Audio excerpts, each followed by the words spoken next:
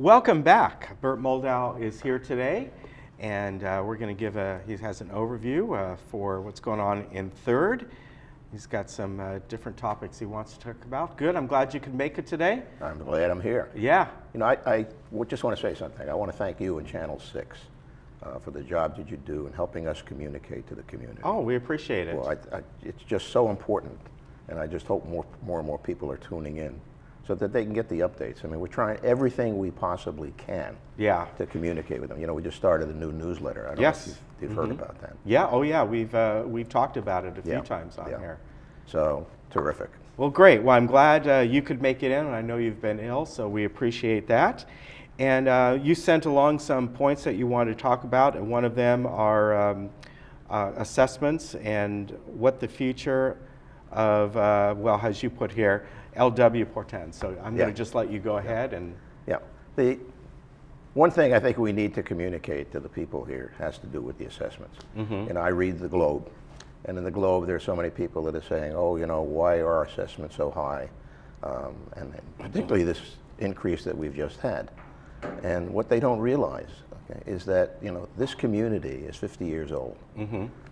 Being 50 years old, we have issues that newer communities do not have. We have extremely high maintenance costs. We spend over $12 million a year in maintenance for third, just for third. This is a community that's a shared cost community. And as being a shared cost community, a lot of things that we have in the community are subsidized. Now, you know, we can stop subsidizing things. We can stop subsidizing the bus service. But you know, it's those same people who maybe are on fixed incomes and basically really are saying, boy, our assessments are high and it's very difficult for us to meet. They would be the same ones that would suffer.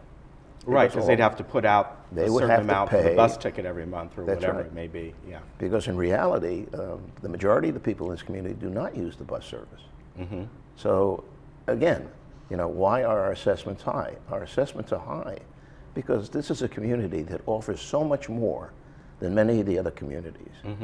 There was an article, or at least a letter in the Globe recently, pointing out that the average community spends $300 a month, whereas we're spending $600 a month.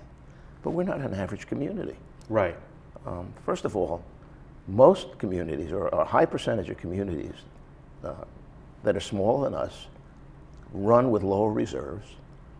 When they run into problems, what they do is they have special assessments. This community, I mean, in history, 50 years we have been in operation, there has not been one special assessment. And I think that's rather significant. It is. And in fact, just yesterday, when I was with some friends for the Super Bowl game, I was talking to one of my friends where he lives, and I forget where it is.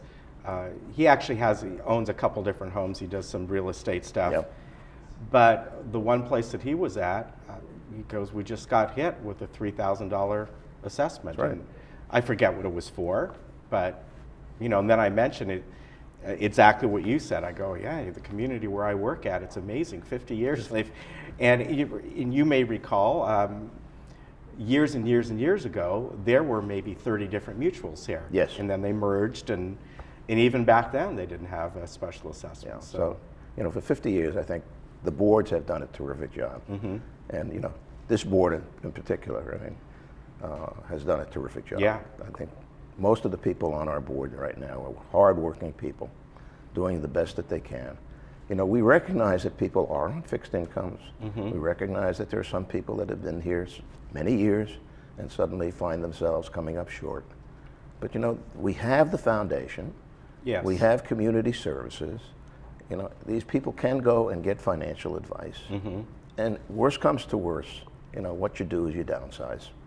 I mean, you know, it's not easy, but, you know, we're talking a very low percentage. And as a board, we have a fiduciary responsibility to the majority of the people in this community to maintain the values of their real estate property. And that's what we're trying to do. Exactly. I mean, we are facing some horrendous charges.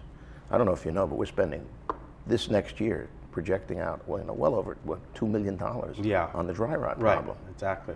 We're just finishing up spending over $1 million on the flood abatement issue. And now suddenly with the non-rain that we're having, okay, the trees are seeking water. And where do you think they're going to find it? They're going to find it in the sewers. Yeah, yeah, you know, So- you're right. You know, we're already seeing an increase Yeah. in the sewer blockages Yeah. that we have. Again, you know, our maintenance costs are going up, and there's very little that we can do about that. So, you know, hold your hat. Yeah. I mean, we are trying. There are areas, for instance, in the water. We have a good effort ongoing to try to see what we can do to cut our water usage. Because water, by the way, I don't know if you realize, the last 4 years, cost of water has gone up 21.5%. Yeah, yeah. We just had on Friday, I think it was Friday, El Toro Water District on, and so Yeah. we got an overview of everything, and yeah. Our it's, energy costs, you know, average 4.5%, 5% a year increase. And what many people may not realize is one of the things that is also going to suffer due to water is hydroelectric power. Yep. It's, because if the water's not going through the chutes to make those turbines run, Yeah. guess what? Yeah, Yeah. So just, you know, everything going up. exactly. And it's amazing in my mind, you know, we only had a 24% dollar increase. And the next year, you know, we're going to try to hold it down. But let's get real. Okay. And getting real means that, you know, we got to pay the bills. Yeah, So for those people out there that are griping and complaining about the assessments, you know, just remember it's the value of your property that we're trying to protect. exactly. So you want to, that kind of leads into what you wrote down here, what the future of the village is. Well, I said that because I think the future of the village depends upon the people that live in the village.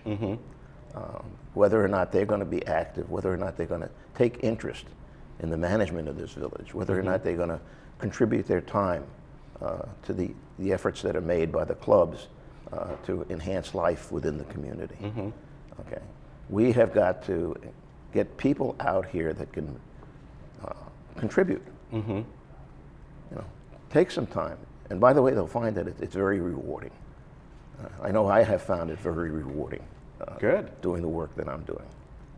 Yeah, I know it takes a lot of time and a lot of effort, but most people have said that they find it rewarding. So it's a question now. Do you want to turn this place into a slum?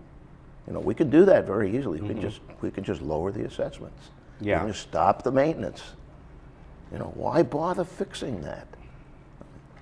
So, hey, people out there, you know, look at yourself, see what you might contribute to this community because Right. it's your community. Yeah, and we all go through that. I go at our home, the same thing. You know, you gotta maintain it, and obviously, just like here, our water bill is going to go up and all that kind of stuff. And so you just that's what it is. Yes. You know? Yeah. The other thing, you know, when I say get involved, I've been working to try to get the community to support a resolution to the government. You know, I don't know if you realize it, but right now we're going to become a nuclear waste storage site at San Onofre. Okay, and you can say, oh, well, the plant's down, there's no danger. No. That waste storage has enough radiation in it that is equivalent to over 1,000 Hiroshima bombs. And if that stuff starts to leak, we could lose Southern California. Yeah, That's it's how a, it you know, is. it's an interesting situation because there's so many different agencies involved with that, a lot, as I'm sure you are aware, and you know, it's gonna just kind of be one of those situations as we've seen in other parts of the country that, well, we don't want them to move it over here because it's got to go through our community. We don't want to store. It could be years before. Did we it's ever look figured at out. China Lake? Yeah. China Lake is 1,100,000 acres of dry desert land Yeah. that's owned by the Navy. Okay, the density of population is almost nil. Right. 95% undeveloped. Yeah. Okay, what a wonderful place to put this stuff. At least if it's going to leak, that's the place you want it. Right. You don't want to lose the economy of Southern Yeah. California. Exactly. Okay. And by the way, I think our city council needs to be complimented. You know, they passed a resolution. Yes, I saw that. Yeah. That is probably the most powerful resolution that's been passed by any community, okay, in Southern California to date. Yeah, So rather impressive. it is. Well, we'll see what happens. Like I said, it could take a couple years before it works itself out. With Oh the yeah, easement. without a doubt. They're not going to empty those wastewater pools for 5 years. Yeah, yeah. Okay, but what we're saying is, hey, we want the best containment. Something in place, yes. We want something that's transportable. Okay, we want something that's repairable. Currently, SDE is looking to purchase canister systems, okay, which are not repairable. And you say, wait a minute. You know, we know, given the environment that we're here, we have a damp environment, we have salt water, we know that there's going to be corrosion. Yeah, Hey guys, you know, inadequate, not acceptable. Right, And we've right. got to, in essence, say, look, spend the money. right, exactly. Yeah. All right, well, I appreciate you coming on. And anything else you'd like to add? We're lucky because Bert's been quite ill, so thank you for making your way on here Well, today. I appreciate it. Yeah. And hopefully I'm going to get a little better. I'm going to try to attend the MNC meeting this afternoon, see how Okay. long I'll hold up. All right, you take care. Thank you. And we'll be right back.